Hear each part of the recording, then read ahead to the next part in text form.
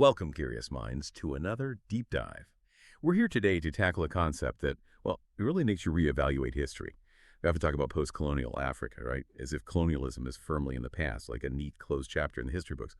But what if the very structures of power, the way societies are organized, even how people think, what if they're still deeply shaped by that history? What if decolonization was maybe in many ways an illusion of freedom? Today, we're taking a deep dive into precisely that, the concept of coloniality of power in post-colonial Africa. And this isn't just, a dry historical examination. It's really about understanding the enduring shadow of colonial rule, how it persists right here in the present. We'll explore how power dynamics, economic systems, even identities, how they continue to be influenced long after the flags of independence were raised and the colonial administrators, well, pack their bags. It's definitely a lens through which we can maybe better understand many contemporary challenges. And we have an incredible stack of sources for this deep dive, really a rich collection of research, scholarly articles, critical analyses that really peel back the layers of this complex topic. Our mission today is to try and extract the most important nuggets of knowledge, helping you understand not just what happened, but why it continues to matter so much today. So get ready for some, I think, surprising facts and maybe some aha moments that we hope will definitely shift your perspective a bit. Yeah, and there's definitely a lot to unpack here. We'll start by clarifying the distinct meaning of coloniality versus colonialism. That's crucial. Then we'll look into the violent architecture of colonial sovereignty that really shaped the continent. We'll trace the evolution of economic exploitation, from that direct control to the more subtle neo-colonial mechanisms that arguably persist today. We'll examine how identities were deliberately fragmented, sometimes even constructed, and how colonial patterns of violence were disturbingly often reproduced in post-colonial governance. But crucially, we'll also explore the powerful forms of resistance that emerged and the ongoing intellectual struggle to truly decolonize the mind, which is a project that very much continues to this day. It's a complex journey, for sure, but I think an essential one to really grasp Africa's present and, its future. Okay, let's dive right in then. Let's unpack this. Many of us, myself included, we tend to think colonialism ended when the colonizers left, right, new flags went up. We sort of imagine this clear break, a definitive end to an era. But our sources, they draw this really crucial distinction between colonialism and coloniality. And it sounds like a distinction that truly changes everything about how we understand this period and, maybe more importantly, its aftermath. That's absolutely the fundamental starting point, yeah. And it's critical not to, conflate the two. Colonialism, as our sources generally define it, refers to that direct political and economic control of one nation by another. It's about a specific historical period. Roughly the 16th to the mid-20th century is characterized by direct occupation, the physical presence of imperial powers, setting up administrative structures, overt policies of subjugation. So the boots on the ground, the flags, the governors. Exactly. The visible apparatus of rule. When imperial powers physically administered territories, extracted resources, imposed their will directly through, visible governance. Now, what's fascinating, and maybe far more insidious, as these sources argue, is coloniality. It's not just the historical event that ended, it's described as the long-standing patterns of power that were born out of colonialism. And these patterns continue to define culture, labor relations, social structures, even how knowledge itself is produced, long after those direct colonial administrations packed up and left. Wow. Yeah, it's presented as this systemic, pervasive force that actually survives the formal end of colonialism. It stays alive, in books, in academic criteria, cultural patterns, common sense assumptions, even in the self-images people hold. It's described as a structural matrix of power that fundamentally shapes the global order even when the colonial masters are formally gone. That's a really powerful distinction. So, okay, if colonialism was the overt physical occupation, the direct rule. Yeah. Coloniality sounds almost like, a lingering phantom, a set of invisible operating instructions. That's not a bad analogy, actually. Shaping things even when the visible structures are gone. It's not just about who holds power now, but the very rules of the game they might still be playing by. Exactly. It's the underlying logic, the deep structure. Can you give an example, maybe something tangible, something an everyday listener might encounter or observe, where this ghost in the machine, as you put it, still operates in a seemingly post-colonial society? Sure.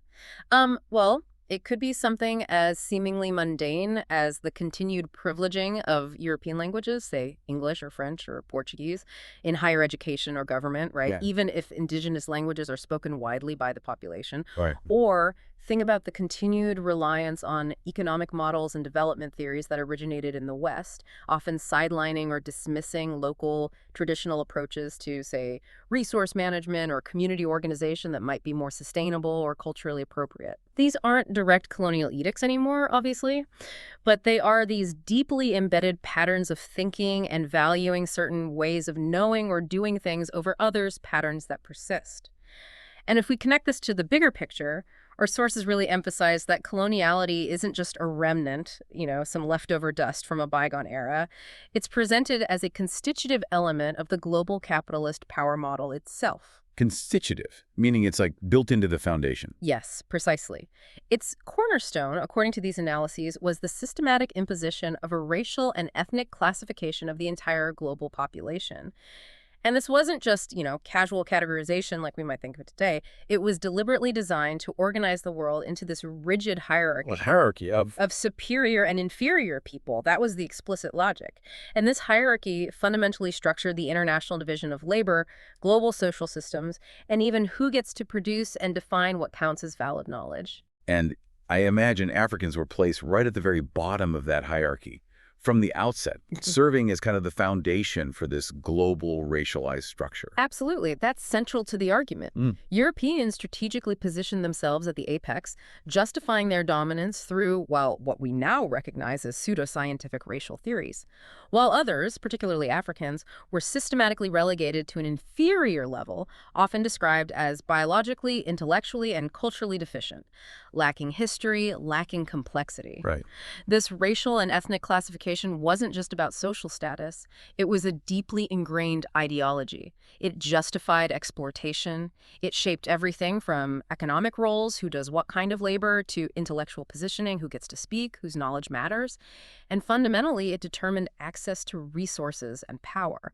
Our sources use this powerful phrase that Africans and others breathe and live coloniality constantly. Yeah, emphasizing its pervasive, multidimensional impact on everyday social existence, whether that's material conditions or, subjective experience.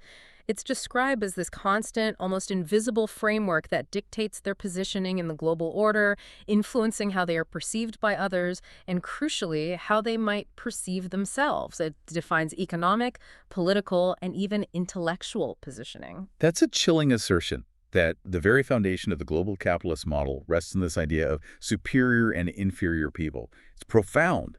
If this classification was so fundamental, how did they actually sustain it? Was it purely through raw force, or were there more, maybe subtle ways this hierarchy was reinforced in daily life, beyond just the obvious economic roles? How did they actually build this architecture of control on such a, well, frankly, dehumanizing premise? That's the critical question, isn't it? And the answer is multifaceted, but violence was absolutely central. The very authority of the colonial state, colonial sovereignty, it rested on a foundation of profound and systematic violence. It wasn't just incidental, it was the system, intricately designed for control. Our sources meticulously outline 3 distinct sorts of violence that underpin this authority, not just as isolated acts, but as intrinsic elements of its very operation. Okay, 3 types. First, there was what they call founding violence. This is essentially the right of conquest. The initial brutal force the military might use to seize territories, establish control, often with devastating human cost.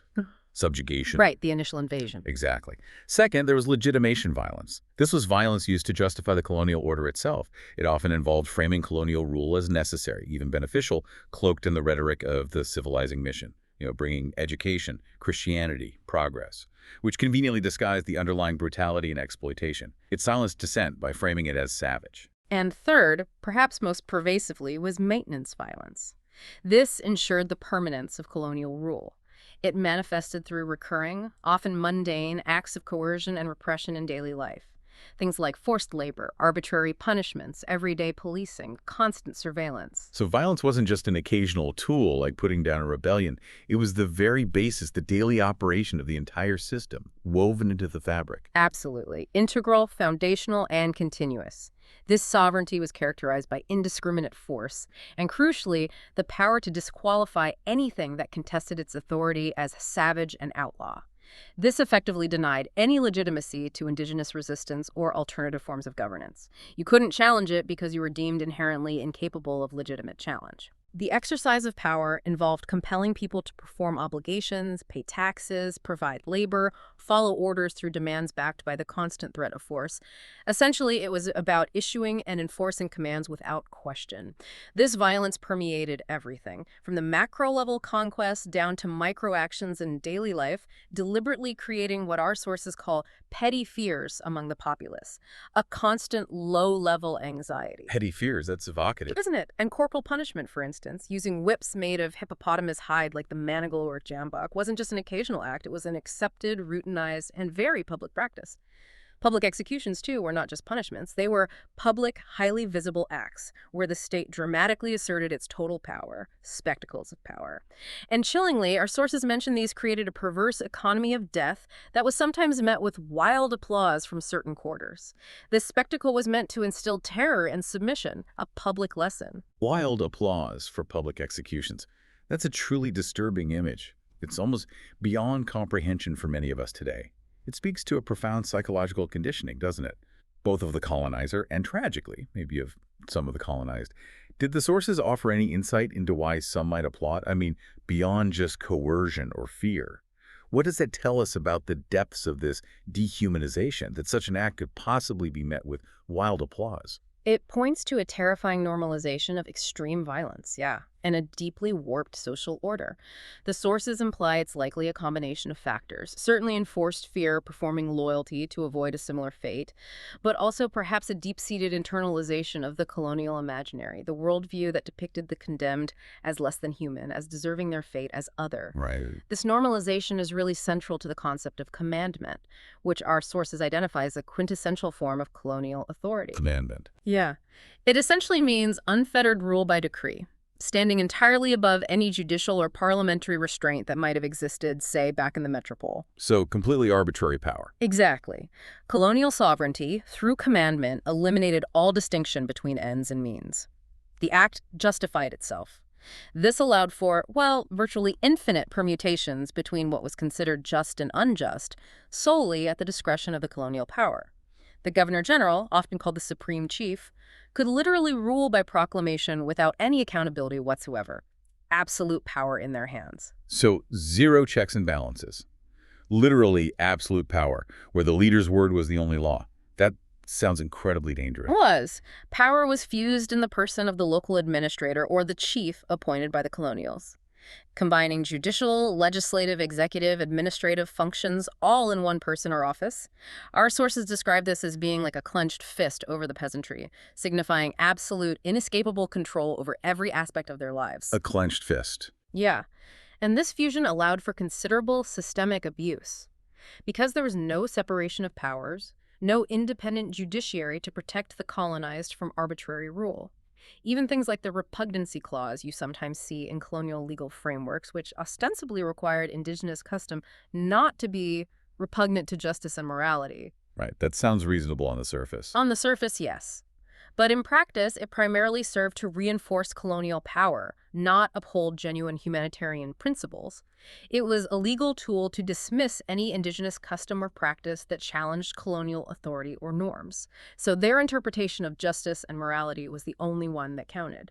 It essentially created a parallel moral universe where colonial actions were always justifiable. It's like they created their own moral universe where only their will mattered, and their interpretation of justice was the only one that counted. A system where what's just is defined solely by those in power, with no external accountability. Terrifying. That's a very astute observation, yeah. And this commandment, this absolute rule, it operated as what the sources call a régime d'exception, a state of exception. Meaning, it fundamentally departed from common law principles that might apply elsewhere, even back in Europe.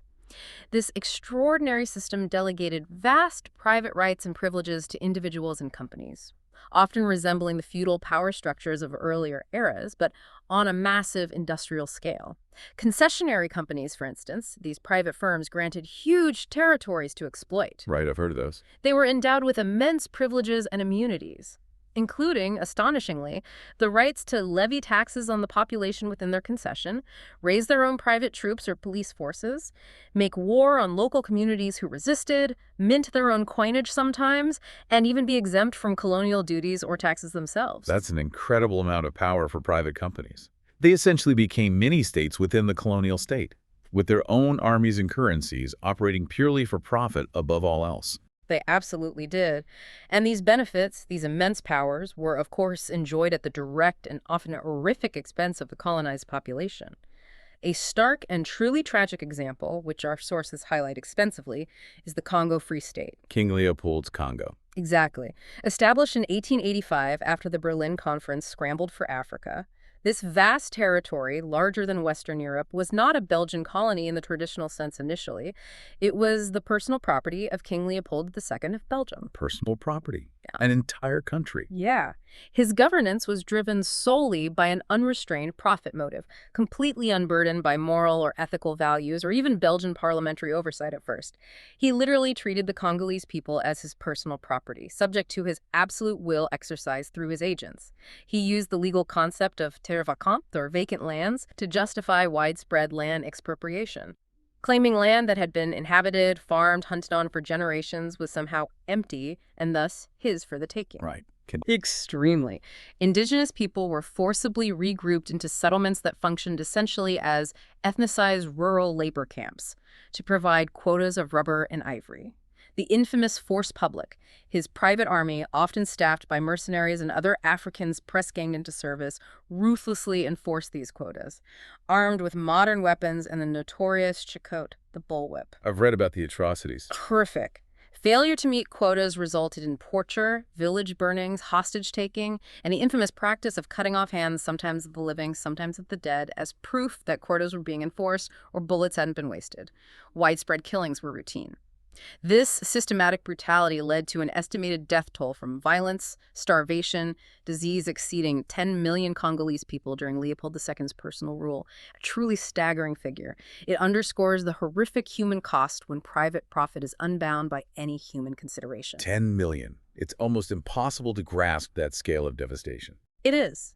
And the international outcry, thankfully led by figures like Edmund Morel, Roger Casement, even Mark Twain, eventually forced Leopold to cede control to the Belgian state in 1908.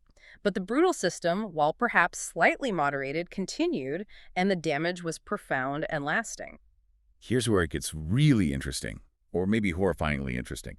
The intertwining of private profit and state-sanctioned brutality to such a devastating degree. It just truly underscores how human lives were completely deprioritized, seen as expendable resources in the pursuit of raw materials and personal enrichment. The scale of that violence is almost incomprehensible, not just in numbers, but in its methodical, profit-driven nature. And this wasn't entirely an isolated incident, though perhaps the most extreme example. It was an extreme manifestation of the logic inherent in parts of the colonial system. Now, to manage this complex and brutal control across vast territories, the colonial state is often described in our sources as Janus face, like the Roman god with two faces looking in opposite directions, and bifurcated, meaning it had two distinct forms of power operating under a single overarching hegemonic authority. Two faces for different populations, right? Yeah. One set of rules for the colonizers and another much harsher set for the colonized. Yeah. But all under one ultimate control. Exactly. You had urban power, which spoke the language of civil society, civil rights, law courts, property rights. This applied primarily to Europeans and maybe to a very small, carefully selected class of civilized or assimilated Africans who were granted some privileges. This urban sphere was organized, at least in theory, on the principle of differentiation of power, some separation between administration and judiciary, at least for the settlers. Okay. But then, in stark contrast, you had rural power. This operated through what were called native authorities, designed specifically for the vast indigenous majority living outside the main towns. This rural sphere spoke the language of community, tradition, and custom. And crucially, it was organized on the principle of the fusion of power we just discussed, where chiefs, often appointed or approved by the colonial state, held absolute unchecked authority locally. Right, the clenched fist again. Precisely. This created a system of institutional segregation. Europeans had a central, supposedly modern state with codified laws and rights for themselves. Africans in the countryside had a local native state governed by an invented or manipulated customary order. This denied them full citizenship rights and subjected them to a different, much more coercive legal and administrative regime. So it wasn't just physical segregation like separate neighborhoods. It was two completely different logics of governance applied to different populations, almost like parallel universes within the same territory. Imagine living in the same country, but having entirely different rule books, one for citizens with some rights and another for natives under absolute local authority, an authority often designed specifically to extract labor and resources. It must have been incredibly disorienting and deeply disempowering for the majority. It absolutely was. It was a deliberate strategy to fragment and control. And this bifurcated state, this two-phase system, needed local agents to function in the vast rural areas. So a core strategy was to containerize Africans as tribespeople. Colonial policy actively created, solidified, and sometimes even invented tribal identities where they hadn't existed in such rigid forms before. Right. Each designated tribe was then defined as a distinct cultural group with its own specific customary law, which, as we've said, was often invented or sculpted by colonial administrators and anthropologists to serve colonial needs like indirect rule and reinforced control, rather than genuinely reflecting fluid pre-colonial norms and practices. For example, in many areas, the colonial administration would identify or even appoint a paramount chief where no such single figure of authority existed before, simply to have a single point of contact and control for a region. Invented. Custom. That sounds incredibly cynical. Essentially manufacturing tradition to suit their own administrative convenience and political agenda, rather than respecting existing, often more complex or decentralized social structures. It was profoundly cynical, yes. Customary law under colonialism became state-ordained and state-enforced. It wasn't an organic reflection of pre-colonial practices evolving over time. Its primary purpose became enforcing custom as defined by the state, maintaining order, facilitating labor extraction, not guaranteeing rights for the colonized. If anything, it limited their rights compared to settlers. Its domain was extensive, covering critical areas like land tenure, who could use what land and under what conditions, personal relations like marriage, inheritance, even controlling movement, and access to productive resources. Land, crucially, was often explicitly defined as a customary communal holding, with access controlled not by individuals directly, but by the state-appointed customary authorities, the chiefs. Oh. This definition of land was a deliberate strategy. It aimed partly to limit the full impact of market forces on peasant production, ensuring peasants still had access to some land for subsistence, which kept labor costs low for colonial enterprises. But it also made access dependent on the chief, reinforcing his power and, through him, the colonial state's power. It made force and the market appear as complementary twins for economic extraction. And the chiefs were absolutely key to this system then, acting as the local face of colonial power, often completely beholden to the colonizers for their position and authority. Indeed. The native authorities comprising this hierarchy of chiefs, paramount chiefs, sub-chiefs, headmen, were the primary agents of this system of indirect rule. They were often appointed, supported, and crucially could be dismissed by colonial powers to ensure their subservience. Their authority increasingly derived from the colonial state, not necessarily from the consent or traditions of their own people. For example, the Nalol Native Code in South Africa, back in 1891, explicitly specified forced labor duties that chiefs were required to extract from their people for the colonial administration, highlighting their direct role in the coercive economic system. Rhodesian colonialism, in what became Zimbabwe, went further. It systematically categorized the population into rigid racial and ethnic groups, creating this ethnic citizenship enforced through identity cards, the infamous Sukwa. These cards dictated where one could live, work, what land rights they had, even who they could vote for in the limited franchise. So your tribe defined your legal status. Precisely. And even academic work, like the linguistic work of Clement Dogue in the 1930s to create a standard Shona language.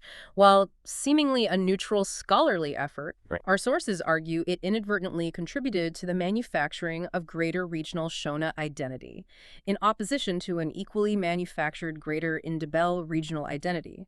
This wasn't just about control in the moment. It was about actively sculpting and formalizing ethnic divisions, drawing boundaries that served colonial administrative and political interests, and tragically sowing seeds of future discord and conflict by creating these larger, sometimes artificial, group identities in opposition to each other. It's truly fascinating how the tools of scholarship, like linguistics, could be weaponized, even perhaps unintentionally sometimes, to fragment a population for political control. It really highlights the insidious reach of coloniality, how it permeated even seemingly neutral domains. It absolutely does. And underpinning this entire edifice, this whole system of control, violence, and division at its very root, was an imaginary, a worldview that conceived of the native, the African, as essentially an animal or a thing. They were seen as lacking full humanity, lacking agency, lacking the capacity for reason, for transcendence, for self-governance. Their very existence was often deemed stupid and imbecilic in colonial writings, a complete denial of their A personhood. complete denial of their personhood, reducing entire populations to mere objects for exploitation or administration. Yeah. It's truly a horrifying foundation for any system of governance. Yes. Their body, in this view, was considered property, Mm-hmm. subject to forced labor, arbitrary taxes, physical punishment, classification, measurement, control. This was all part of a domestication process, ironically framed as necessary to cure perceived laziness and increase productivity for the colonial economy, essentially treating human beings like livestock to be managed and exploited. Domestication. That word choice is chilling. It is, and this profound dehumanization served to justify all forms of violence, exploitation, and repression. It made the hellish life imposed on the colonized seem acceptable, even necessary, within that colonial mindset. Our sources cite this chilling phrase, reportedly common among some Europeans in Africa: beyond the equator there are no sins. Wow. Yeah. It encapsulates how ethics, morality, and law were effectively suspended when dealing with non-European peoples. Concepts like killability and rapeability were in essence inscribed into their very images, making violence against them permissible, even unremarkable within that system. This is the essence of what scholars like Maldonado Torres call coloniality of being, the profound dehumanization and depersonalization of colonized Africans into literally the wretched or the condemned denied full humanity, existing primarily as objects of colonial power rather than subjects with their own will, history, and destiny. It's a stripping away of one's very essence, a profound ontological violence. Damnés. The condemned. That's incredibly powerful and bleak. It sets the stage perfectly, unfortunately, for understanding the economic exploitation that went hand in hand with this. Absolutely. Building on that foundation of dehumanization and total control, the economic exploitation under colonialism was systematic and often brutally enforced. The so-called free peasantry, even those who still had customary access to some land, were subjected to what economists call extra economic coercion to push them into the colonial economy. Extra economic coercion. Meaning what exactly? It means direct intervention of force into the process of production beyond just simple market incentives like wages or prices. The goal was extraction, pure and simple, not reciprocal exchange or fair trade. So not just relying on market forces, but outright compulsion and violence to extract labor and resources. It was a system built on forced participation then. Exactly. This coercion took various forms, widespread across the continent. It included forced labor, often unpaid or minimally paid, for public works like building roads, railways, government buildings, or even for private European-owned plantations or mines. It included forced cultivation of specific cash crops, cotton, coffee, cocoa, groundnuts, deemed necessary for the colonial economy, often at the expense of food crops for local consumption.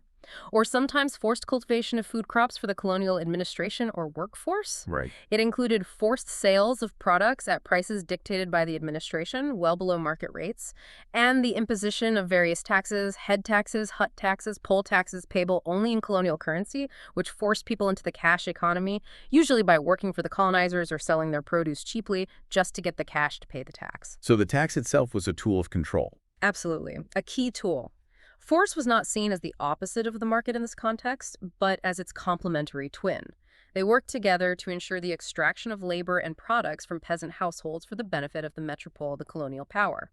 For example, the French administration, like other colonial powers, heavily relied on the chiefs they controlled to collect these taxes and to requisition labor for colonial projects.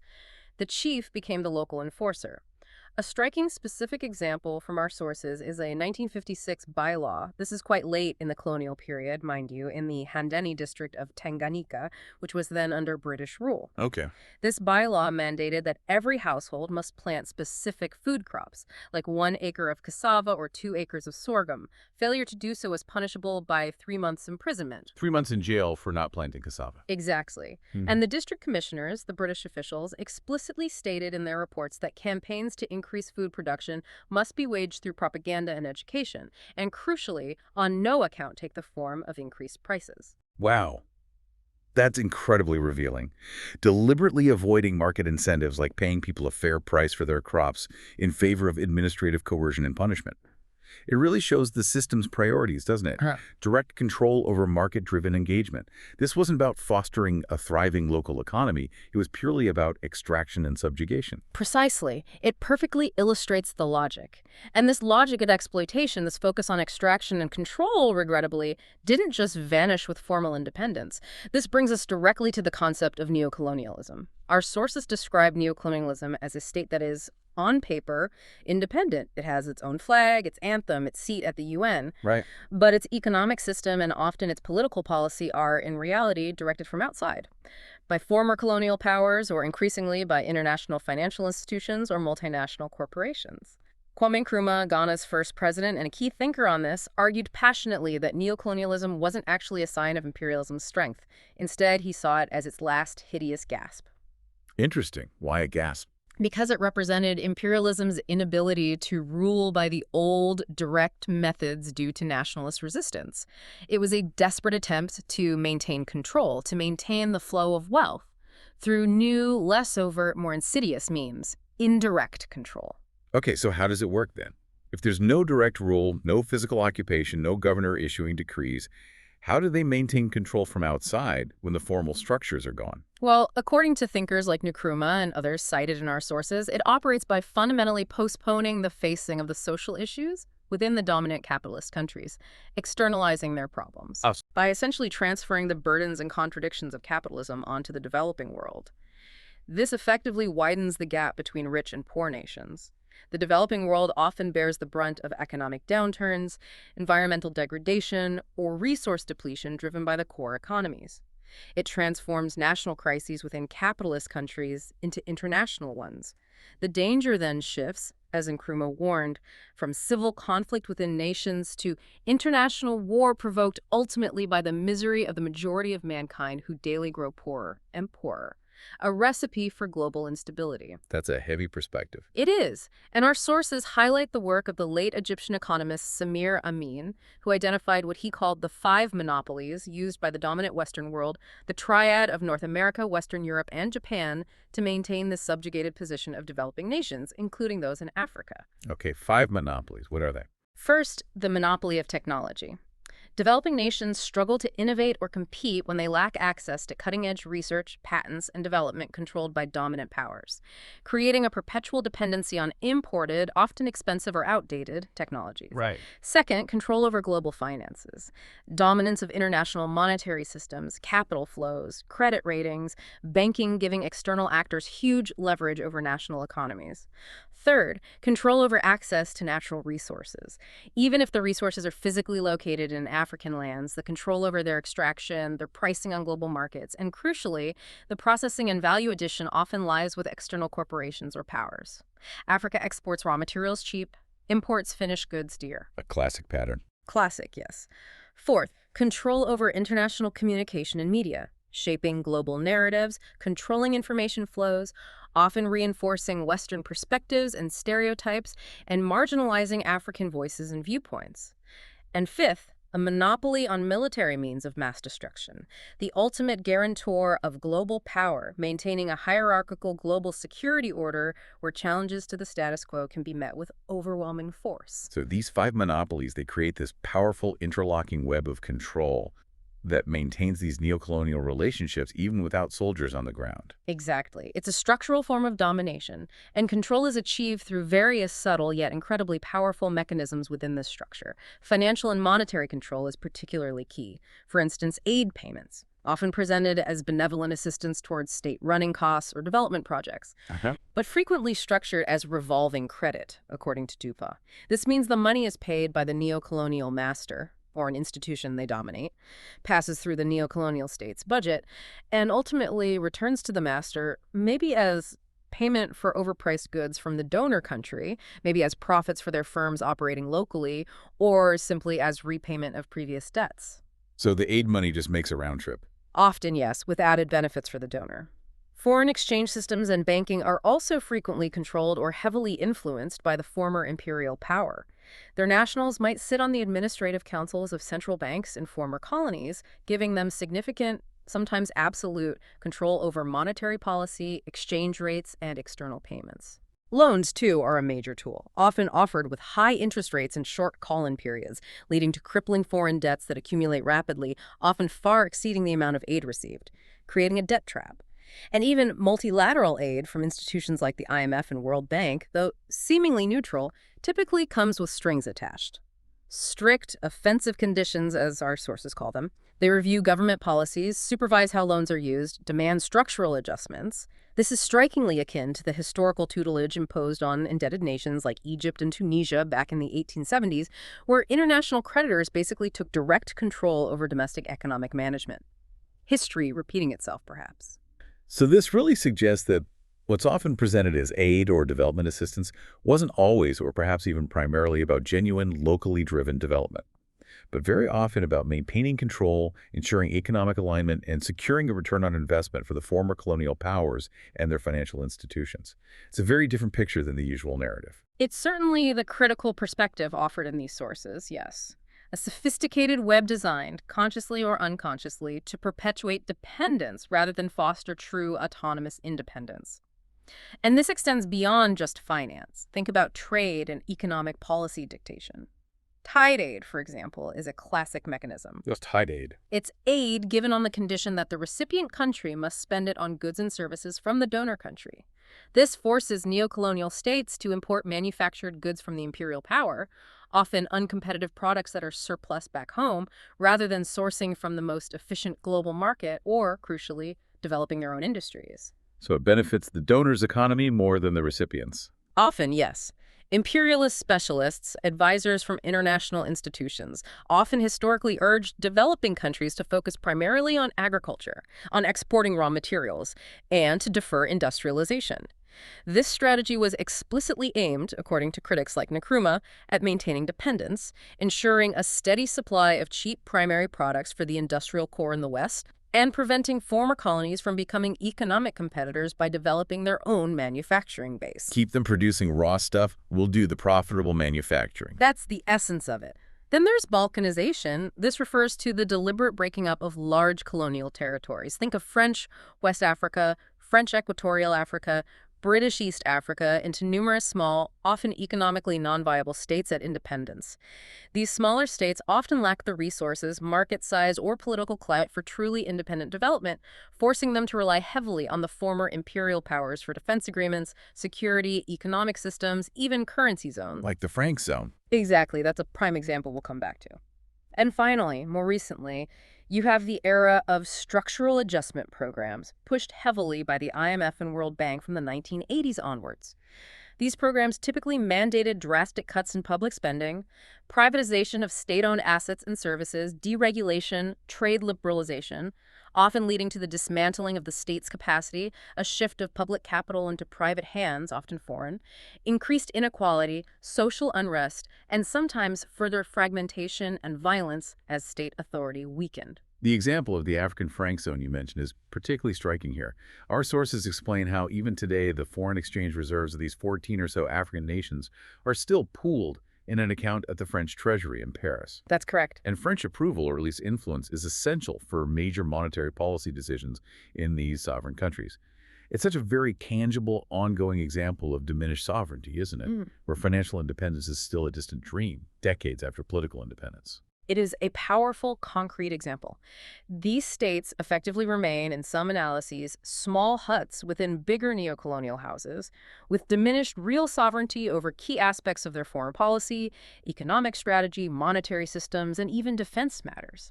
This is really the core of how African leaders, even those with genuine intentions, can find themselves entrapped within a disciplining colonial matrix of power, unable to fully determine their country's development paths without external approval or facing severe financial consequences. It perpetuates a state of what some call neo-colonized paralysis. And trapped within a disciplining colonial matrix of power, that phrase really captures the structural nature of this, the lack of genuine autonomy. Which leads us to think about identity, because colonialism didn't just control land and economies, it profoundly reshaped how people saw themselves and each other, didn't it? Absolutely. The colonial project fundamentally reshaped, redefined, and often outright imposed identities across the continent, starting with the very concept of Africa itself. As our courses point out, the name Africa itself is an external label. Its origins are complex, but it's traceable back to Roman times, initially referring just to a small part of North Africa. Its application to the entire continent was a much later European imposition. Interesting. So the continental identity itself was framed from outside? Initially, yes. And more broadly, colonial powers systematically imposed identities onto the diverse peoples they encountered. They typified Africans using broad, often derogatory, homogenizing labels: barbarians, primitives, natives, blacks, Negroes, Bantu. These labels stripped away the rich, diverse, complex historical identities, languages, political structures that existed before colonialism, replacing them with these simplistic, often racist categories designed for administrative convenience and justification of rule. And they actively worked to prevent Africans from forming broader, unifying national identities, didn't they? Yeah. Keeping them divided along these imposed or exaggerated ethnic lines to maintain control and prevent unified resistance. Yes, that was a deliberate and widely used strategy: divide and rule. Colonialism actively fostered divisions, systematically preventing African identities from coalescing into larger, unified national ones that could pose a serious challenge to colonial rule. This created a lasting and deeply problematic legacy where ethnic identities were deliberately politicized. They were hardened, codified, sometimes even invented, specifically to prevent unity against the common colonizer. Right. For instance, Rhodesian colonialism, as we mentioned, categorized the population into rigid racial and ethnic groups, creating this ethnic citizenship enforced through identity cards. Your tribe determined your rights, where you could live, work. And even academic work, like Doak's standardization of Shona, inadvertently contributed to the manufacturing of greater regional Shona identity, in opposition to an equally manufactured greater Ndebele regional identity. This wasn't just about controlling people in the present, it was about actively sculpting and formalizing ethnic divisions, drawing boundaries based on often shaky linguistic or cultural criteria to serve colonial interests. And tragically, sowing seeds of future tensions and conflicts by creating these larger, artificial group identities defined against each other. It's truly fascinating and disturbing how the tools of scholarship, like linguistic standardization, could be weaponized, even perhaps unintentionally, to fragment a population for political control. It highlights the insidious reach of coloniality into almost every sphere. It absolutely does. Yet, despite this fragmentation, African nationalism emerged as a powerful counter-response, albeit one deeply shaped, inevitably, by the very forces it resisted. Nationalism became, as one source puts it, a laboratory within which African identities were created. It aimed to forge a common African identity, a sense of unity across these imposed divisions, seeking to make African citizens out of colonial subjects by homogenizing ethnic, racial, and religious differences under a new, shared national banner. But it sounds like this burgeoning nationalism often struggled against the very divisions colonialism had put in place, sometimes even replicating some of those same issues like ethnic tensions, rather than truly transcending them. Indeed, that's a crucial point. African nationalism itself was often a deeply interpellated phenomenon, meaning it was significantly shaped by, called into being by, the immanent logic of colonialism, including its racist and ethnic undertones. Many nationalist leaders themselves struggled with what W.E.B. Du Bois famously called double consciousness, or what others describe as a deeply bifurcated consciousness. Having been educated in colonial schools, socialized to hate Africa that produced them and to like Europe that rejected them, as one poignant quote puts it, often dreaming in both African and European languages, embodying a fundamental internal conflict. Wow, that's a powerful internal struggle. It is. And while nationalist governments often succeeded in achieving deracialization, dismantling the most overt forms of racial privilege and legal discrimination against Africans, they frequently failed to truly democratize the underlying structures of power inherited from colonialism. This led to what Mahmoud Mamdani calls deracialization without democratization. The benefits of independence, the spoils of office, access to resources, were often unequally distributed. This frequently resulted in the division of the majority population along regional, religious, ethnic, and sometimes familial lines when it came to the redistribution of power and wealth, recreating internal tensions that colonialism had exploited or even created. The competition for scarce resources often fell along these fault lines. The Zimbabwean experience you mentioned earlier seems like a stark example here. Our sources say Zimbabwean nationalism was tragically born with a bad birthmark due to the 1963 split between the two main liberation movements, ZANU and ZAPU, largely along ethnic lines, which then led to terrible black-on-black violence, both before and especially after independence. Yes. It seems it created a nation-state, a sovereign political entity, recognized internationally but devastatingly, failed to create a unified nation as people, leaving this legacy of contested belonging, ethnic manipulation, and cycles of violence that has haunted the country for decades. That Zimbabwean example powerfully illustrates the internal contradictions and the immense challenges that nationalist movements faced across the continent. The nationalist project of creating a collective community transcending ethnicities was often flouted by the very people who coined it, as one source puts it, demonstrating the immense difficulty of overcoming divisions that had been systematically entrenched and politicized for so long. It really raises that difficult question. How can you truly build a unified nation when its very foundations are fragmented by colonial design and when the liberation movements themselves are sometimes marked by internal contradictions and power struggles? It leaves persistent challenges in defining authentic citizenship, national identity, and a shared sense of belonging. A profound hurdle. Definitely a profound hurdle. Yet, despite all these challenges, there was also this broader vision, wasn't there? Pan-Africanism. Yes, absolutely. Despite the internal contradictions of specific nationalisms and the fragmentation inherited from colonialism, Pan-Africanism consistently aimed at a higher ideal. It sought to unify the dismembered continent and its diverse peoples, including the diaspora, into a common, shared identity, fostering solidarity across national borders. Think of the powerful concept from Kenyan writer Ngugi wa Thiong'o, remembering Africa. Remembering, like Yeah. putting the pieces back together. Exactly. It speaks directly to this quest for wholeness, a deliberate effort to reconnect a continent dismembered, both physically and psychologically, by the arbitrary lines drawn at the Berlin Conference, the Berlin Consensus that divided Africa among European powers in 1884-85 without any regard for existing societies. Pan-Africanism sought to reconstruct a fragmented past and project a unified future, fighting against that imposed division. So this suggests that the fight for freedom isn't just political or economic.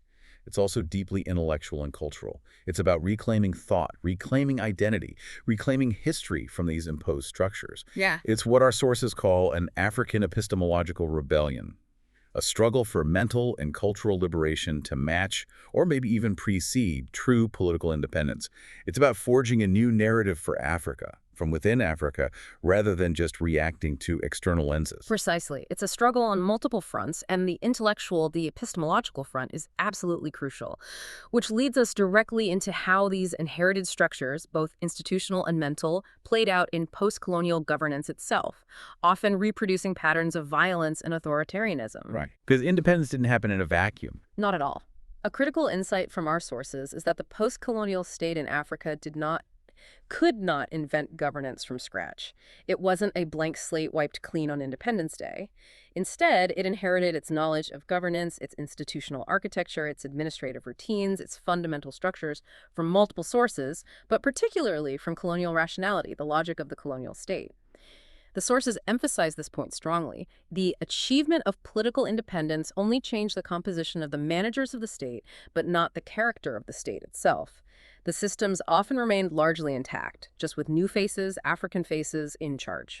So the colonial blueprint for control, that bifurcated state, the commandment mentality, it largely remained. Just with African leaders replacing European ones, it sounds less like a fundamental transformation and more like a changing of the guards. Essentially, yes, that's the argument presented here. The bifurcated state, which we discussed with its different rules for urban elites and rural masses, its reliance on coercion was often deracialized in form. Overt racial discrimination against Africans was removed. African elites could now occupy positions of power. Okay. But it was often not fundamentally democratized in its essence. The underlying power structures, the fused power in rural areas, the coercive mechanisms, the lack of accountability, these often persisted. This led to what our sources call a repetition without difference in many cases, where key aspects of the colonial legacy, particularly its repressive and authoritarian tendencies, were reproduced, sometimes even intensified, in post-colonial governance. The colonial state's DNA of coercion became, tragically, the DNA of many post-colonial states. The new managers simply adopted and adapted the existing tools of power they inherited. So how did this reproduction manifest? Did it look the same everywhere? Not exactly the same, no. The sources identified different patterns.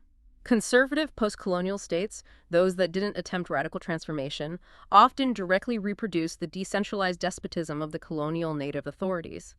They maintained a regime of compulsions highlighted as customary, continuing to rely on chiefs, sometimes renaming them, for local control, tax collection, land allocation, and administrative duties, albeit now under a new national government instead of a colonial one. Power remained localized and often arbitrary at that level. Okay, so keeping the old local structures, what about the more radical states, those that aim for revolution or socialism? Well, ironically, even radical states, which ostensibly aimed to break with the colonial past, reform this legacy, and promote development or revolution, often encountered similar problems.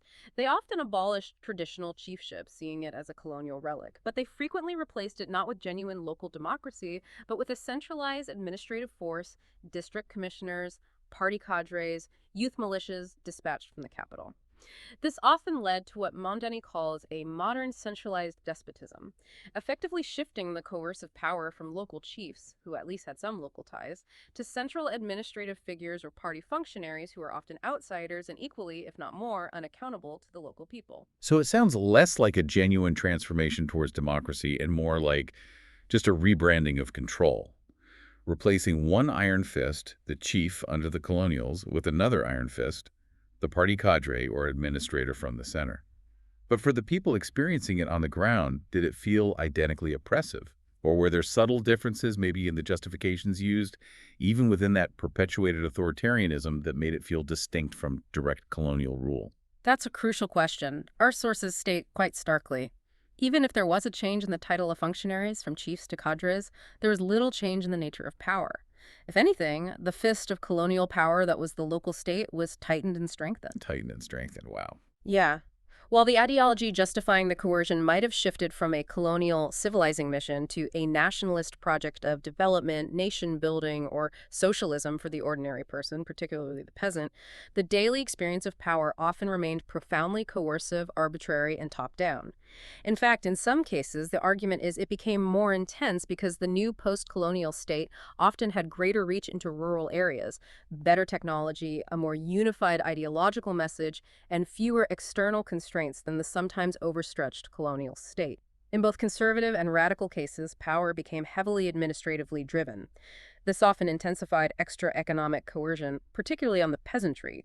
Think forced contributions to state projects, villagization schemes, and deepened the divide between town and country. Tanzania's Ujamaa policy under Nyerere is cited as a complex example, initially aimed at promoting communal living and development through persuasion and voluntary resettlement into planned villages. Right, a socialist vision. A socialist vision, yes. But when persuasion failed to achieve targets quickly enough, it increasingly devolved into administrative coercion and sometimes outright violence to force people into these villages. It demonstrates how even attempts at positive social change, with perhaps good intentions initially, could inadvertently end up mirroring the very coercive structures of the colonial state they sought to replace. Here's where it gets really interesting, or perhaps deeply troubling. How those attempts at positive social change, aiming for development or revolution, could somehow end up mirroring the coercive structures. It really speaks to the deep, embedded nature of that coloniality of power, doesn't it? Almost like a default setting for how governance is done, a muscle memory that was incredibly hard to shake off even for revolutionaries. And this reproduction wasn't just institutional, like keeping the same administrative structures. It was also deeply psychological, impacting the very fabric of society in the minds of those involved. Colonial violence, the constant exposure to it, the normalization of it, profoundly influenced the colonized psyche. As Frantz Fanon, the psychiatrist and revolutionary thinker from Martinique who worked in Algeria, famously analyzed, Yes, Fanon. he noted how abused colonized people often internalize the aggression directed at them. They might manifest this aggressiveness, which has been deposited in his bones against his own people, harboring a permanent dream to become the persecutor themselves, a psychological transference of violence. This tragic cycle, Fanon and others argue, meant that participants in liberation struggles, while fighting against the colonial monsters, could themselves risk becoming monsters too, often internalizing the very brutality they condemned in their enemy. That's such a powerful and disturbing idea. The cycle of violence where the oppressed can become the oppressor, internalizing the methods of the system they fought against. It's a tragic paradox, yeah, and it highlights the deep, lasting trauma of colonialism. This, according to our sources, helped reproduce a colonial culture of violence, making violence not just a tool of last resort, but a major feature of post-colonial governance in many places.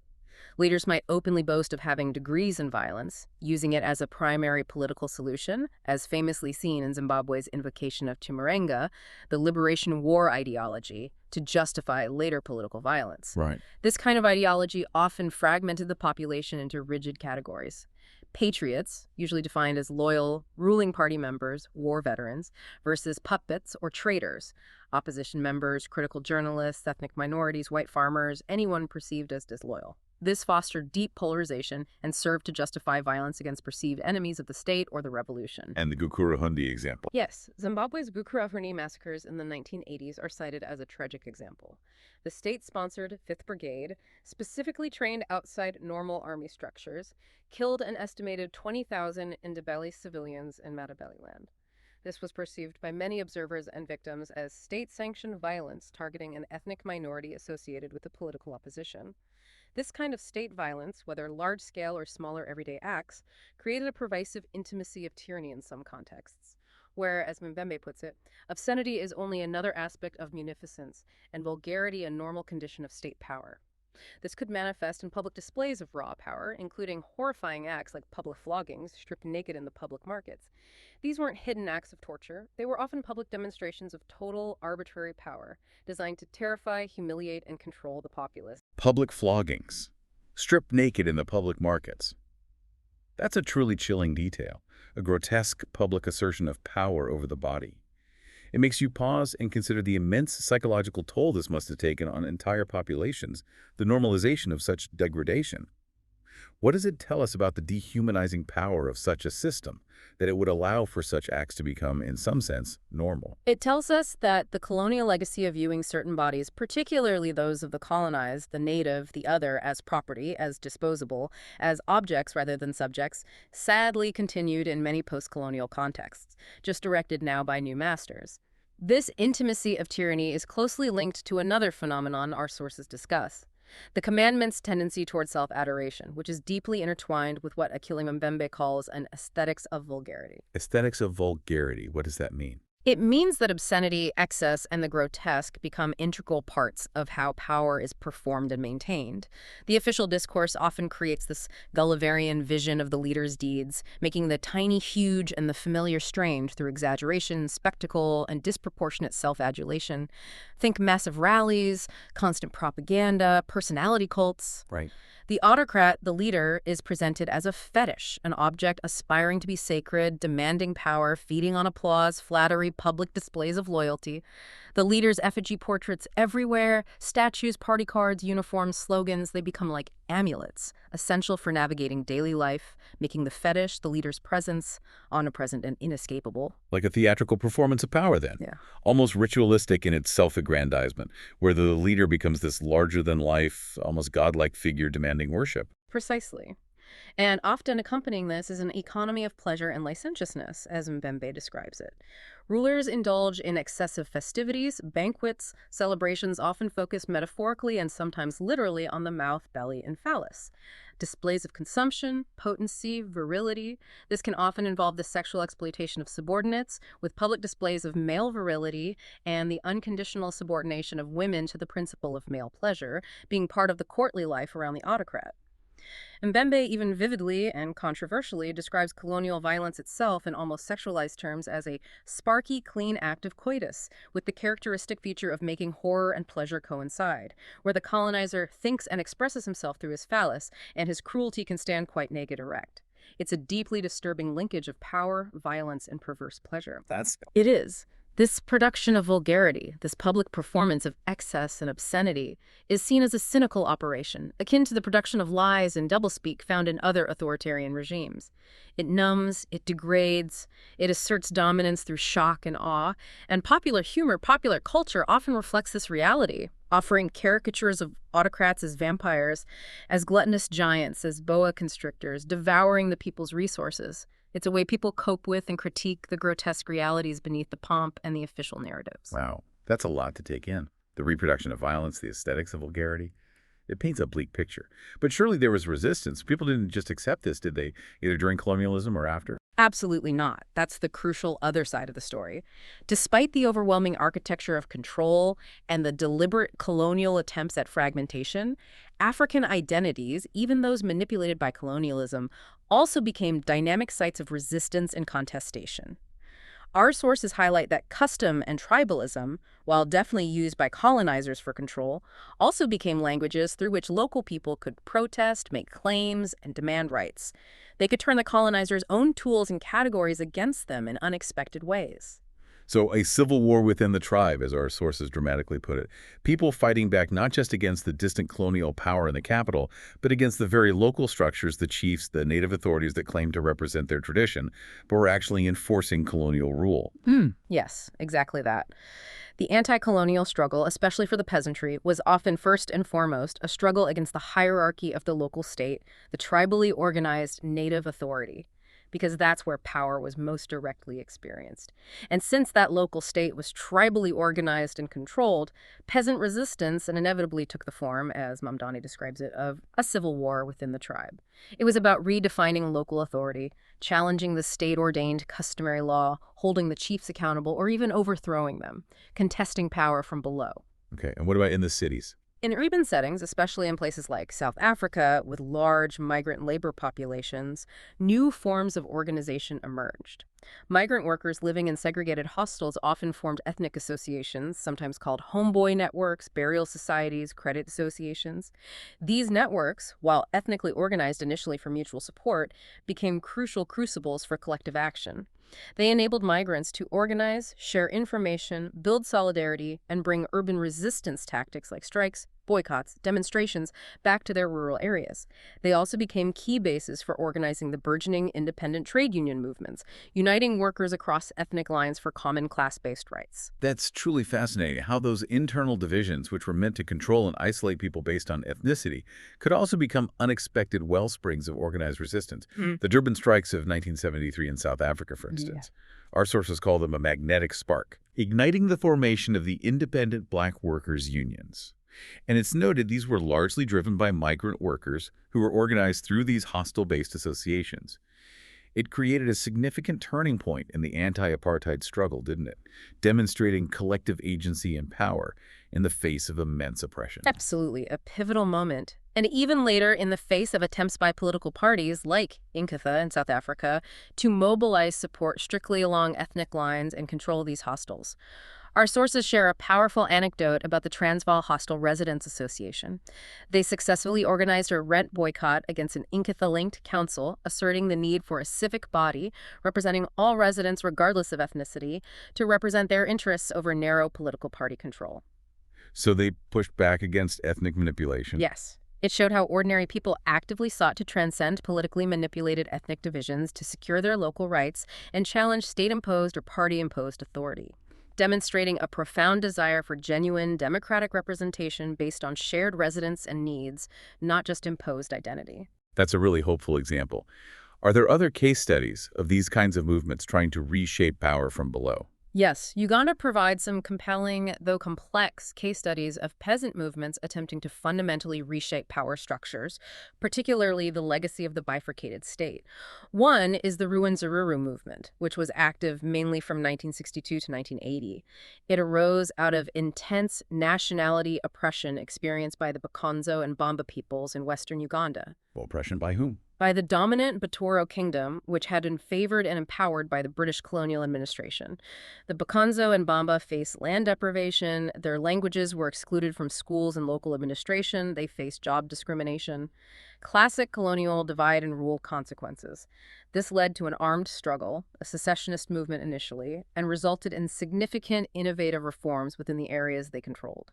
They aimed specifically at disentangling the fused powers of the chief inherited from colonialism. They established elected popular assemblies and attempted to make chiefs accountable to these new democratic structures. So trying to implement that democratization that was missing elsewhere. Exactly. Trying to dismantle the clenched fist at the local level.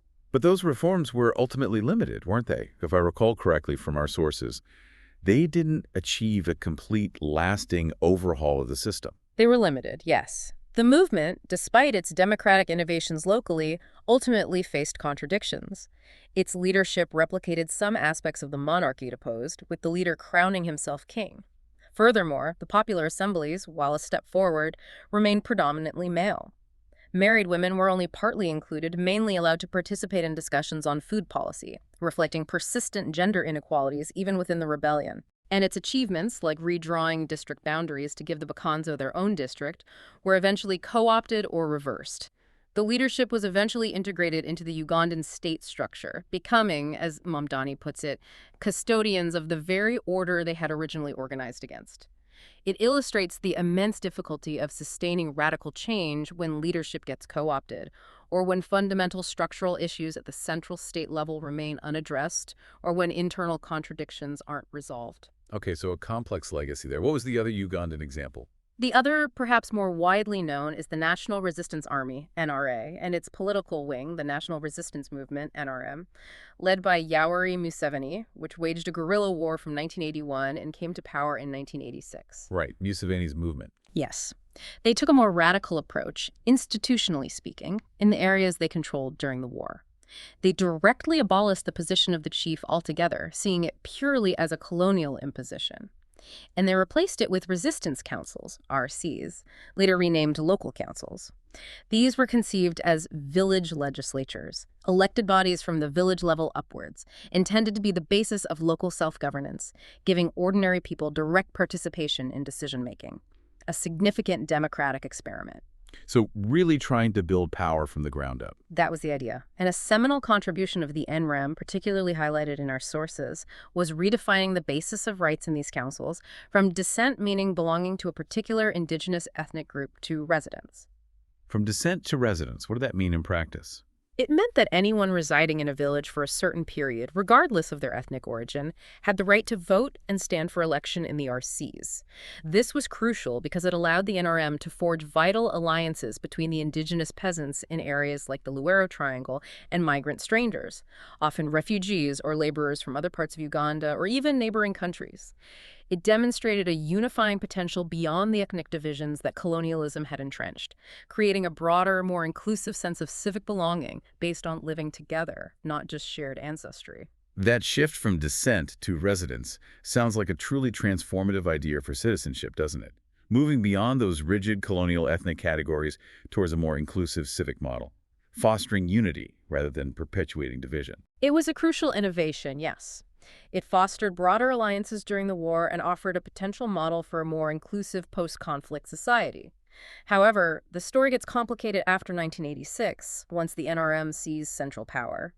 This decentralized democracy, which was largely confined to the local state, the RCs, proved partial and unstable because it wasn't accompanied by corresponding comprehensive democratic reforms at the central state level. Power remained highly centralized in the presidency. Okay, so the top didn't match the bottom. Exactly. And confronted by political challenges and accusations of being dominated by certain ethnic groups, the NRM regime increasingly resorted to seeking ethnic alliances to consolidate its power centrally. This even included restoring the traditional kingdoms, like the powerful Buganda kingdom, which they had previously opposed. Our sources suggest this move risks liquidating the democratic potential of the council system in the villages by reintroducing traditional, often non-accountable, hereditary hierarchies alongside the elected councils. It really raises that important recurring question. How challenging is it to truly bridge the urban-rural divide, the inter-ethnic divides, without comprehensive system-wide democratic reform at all levels of the state, ensuring that local democratic gains aren't undermined by central political expediency or the enduring pull of older, sometimes colonial-era power structures? It's constant tension, it seems. Yeah. Which brings us back to that idea of decolonizing the mind, because maybe the political and institutional structures are only part of the battle. Absolutely.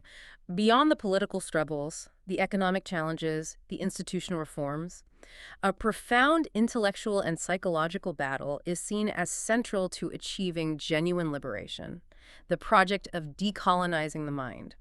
Stu Bentubiko and the Black consciousness movement in South Africa during apartheid explicitly represented this project. Their aim wasn't just political rights. It was for a nation inhabited by thoroughly decolonized and proud Africans. Right. Psychological liberation first. Yes, encompassing a psychological and cultural liberation, a mental decolonization that went far beyond mere political deracialization or formal equality.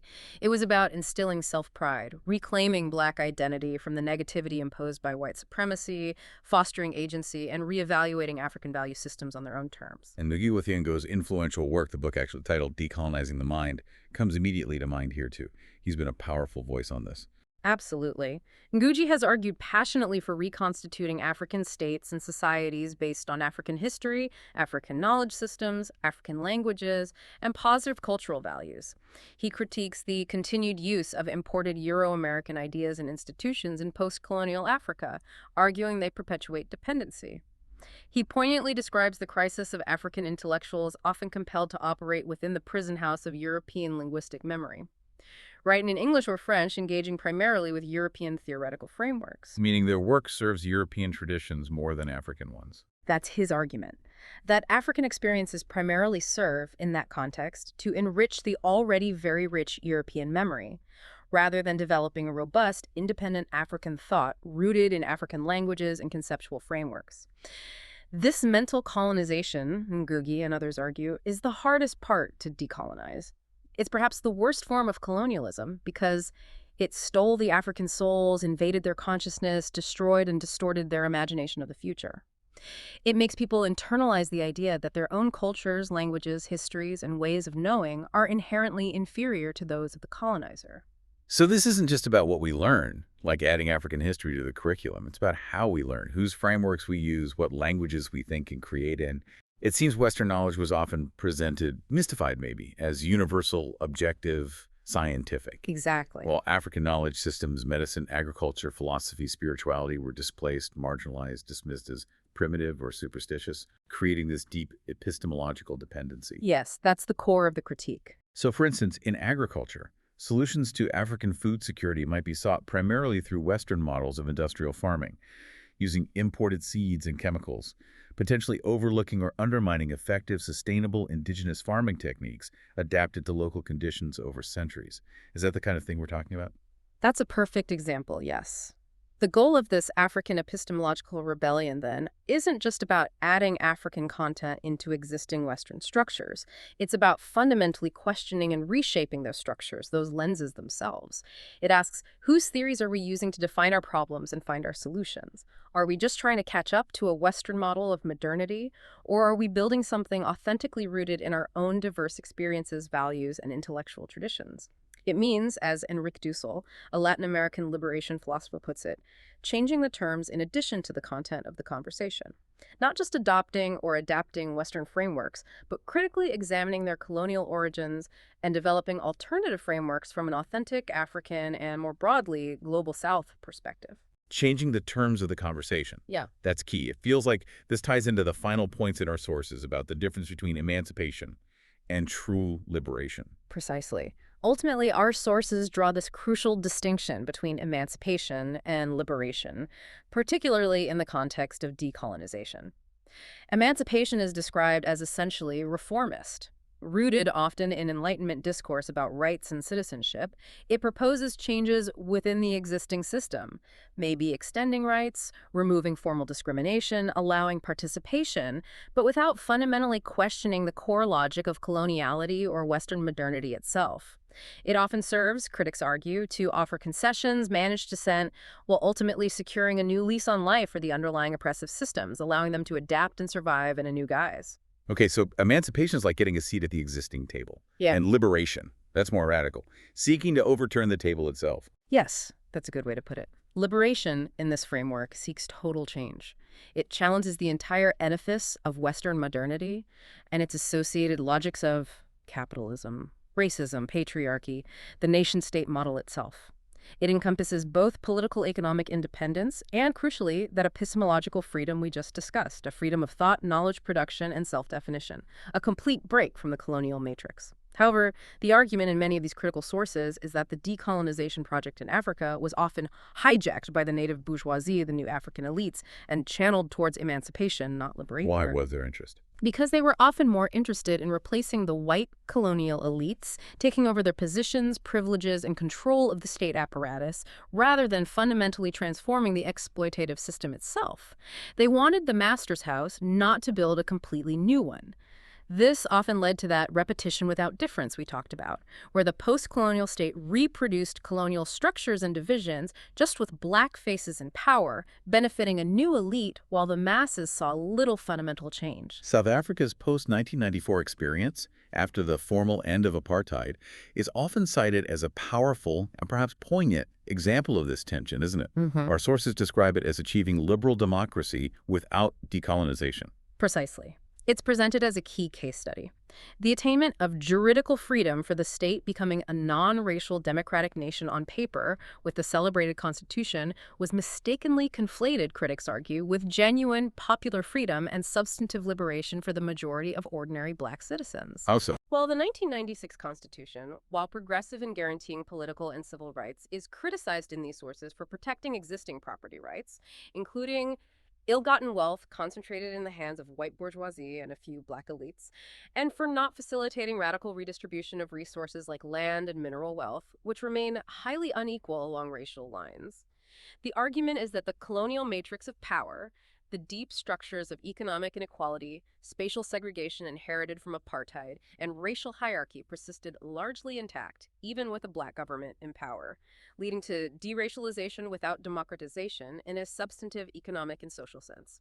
This illustrates how global coloniality can continue to operate, perpetuating colonial forms of domination, economic exploitation, and external control through mechanisms like international finance, IMF, and World Bank conditionalities, and the power of multinational corporations, even within a formally independent and democratic state. It creates this complex, entangled situation, this post-colonial, neo-colonized world. This post-colonial, neo-colonized world. That phrase really captures the complexity, the entanglement, doesn't it?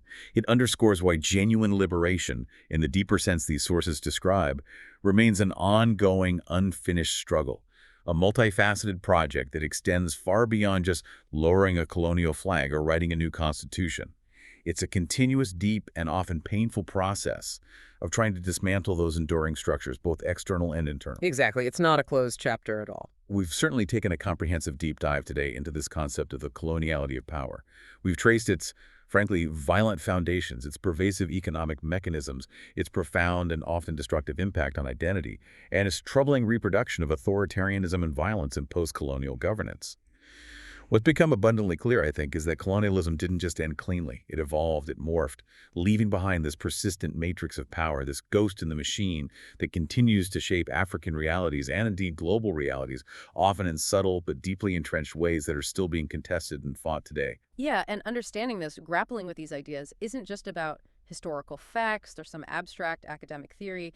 It's really essential, I believe, for comprehending contemporary global inequalities, political instabilities across the continent and beyond, and the ongoing vital struggles for self-determination, for genuine development, and for true liberation in Africa. It encourages us, hopefully, to look beyond simplistic narratives of independence or failed states and recognize the pervasive multidimensional nature of this enduring power structure, how it operates not just in Africa, but how it fundamentally shapes global relations between the North and South. So what does this all mean for you listening in today? As a learner, as maybe a global citizen trying to engage thoughtfully with the world, if mental colonization is indeed, as Ngugi suggests, the hardest part to decolonize, and if it's so deeply intertwined with economic and political control, what concrete steps can any of us take to truly contribute to a decolonized future? What knowledge systems, what perspectives, what voices do we still unconsciously privilege in our own thinking, in our media consumption, in our education?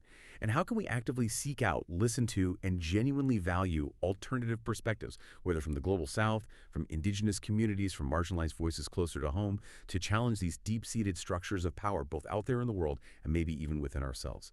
It's definitely a question worth continually asking, something to mull over. Thank you for joining us on this deep dive.